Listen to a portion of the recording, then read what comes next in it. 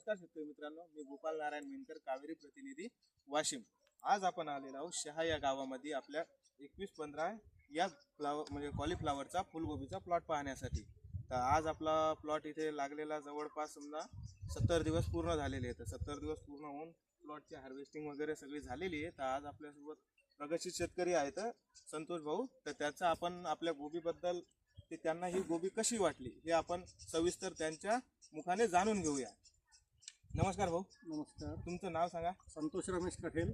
संतोष रमेश कठेल, गाव शहा आणि तालुका जिल्हा कारंजा, जिल्हा वाशिम। तुम्ही कधी लावली होती गोबी? समजा 2-2.25 महिने झाले। 2-2.25 महिने सेम 70-75 दिवस असे पूर्ण झालेले आहेत।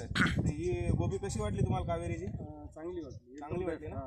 तर हिच्यामध्ये फळ जवळपास किती वजनाचं पडलं? अर्धा किलो ते 1 किलो। अर्धा किलो ते 1 किलोच्या वर पडलं। जेमतेम समजा काही फळं एखाद्या 1 किलोच्या वरही असतील। सरासरी 1 किलोच्या जवळपास 1 किलोच्या वर किंवा जवळपास समजा पडलेले आहेत। तर बाकी व्हेरायटीपेक्षा उत्पन्नासाठी चांगली वाटली, ज्याने म्हणून समजा आपण म्हणतो वजनासाठी व्यवस्थित वाटली का गोबी? वजनासाठी चांगली आहे। चांगली झाली ना? तर बघू शकता शेतकरी मित्रांनो, तुम्ही कावेरीची जी 21-15 ही गोबी आहे तिचा प्लॉट तुम्ही पहा। दादा एकदा प्लॉट दाखवा आपला।